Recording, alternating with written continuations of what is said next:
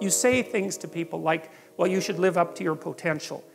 And you make a case that there's something about a person that's more than what is, that yet could be if only they participated in the process properly. And everyone knows what that means, and no one acts like a mystery has been uttered when you say that. And you can see a situation in your own life that's full of potential. You're often extremely excited when you encounter something that's full of potential, because what you see is something that could be. You see a future beckoning for you that could be if only you interacted with it properly. And it activates your nervous system, right, in a very basic way. And we even understand how that happens to the degree that we understand how the nervous system works, because the systems that mediate positive emotion, which are governed roughly by the neurochemical dopamine, and which have their roots way down in the ancient hypothalamus, a very, very archaic and fundamental part of the brain, that responds to potential, which is the possibility of accruing something new and valuable. It responds to potential with active movement forward and engagement.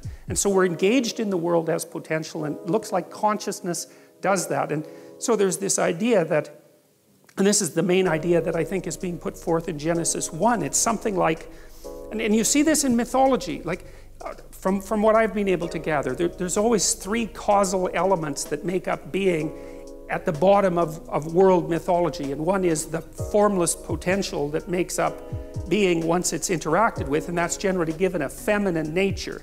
And I think that's because it's like the source from which all things emerge and rise. It's something like that. It's more complicated than that, but it's something like that. And then there's some kind of interpretive structure that has to grapple with that formless potential. And I think that's the sort of thing that was alluded to by Immanuel Kant when he was criticizing the notion that all of our information comes from sense data, which would be the pure empirical perspective, right? Because when you encounter the world, you encounter it with a cognitive structure that already has shape.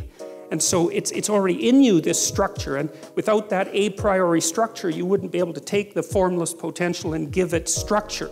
And I think that's something, it's akin in some way to the idea of God the Father, and I'll try to develop that idea more. It's the notion that there's something in all of us that transcends all of us, that's deeply structural, that's part of this ancient, well, I would say evolutionary and cultural process that enables us to grapple with the formless potential and bring forth reality, roughly speaking.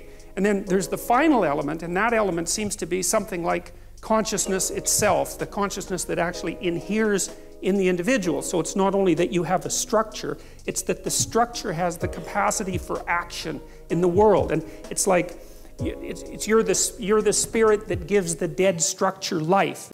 Human beings were made in the image of God, both male and female were made in the image of God. And that's, of course, a very difficult thing to understand, partly because the God that's referred to in those chapters has a kind of polytheistic element, although it's an element that's moving rapidly towards a unified monotheism.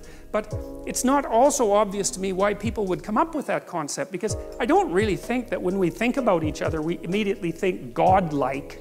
You know, the notion that every single human being, regardless of their peculiarities and strangenesses and sins and crimes and all of that, has something divine in them that needs to be regarded with respect and that plays an integral role, at least an analogous role, in the creation of habitable order out of chaos. That's a magnificent, remarkable, crazy idea.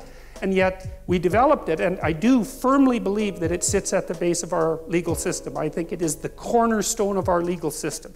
That's the notion that everyone is equal before God.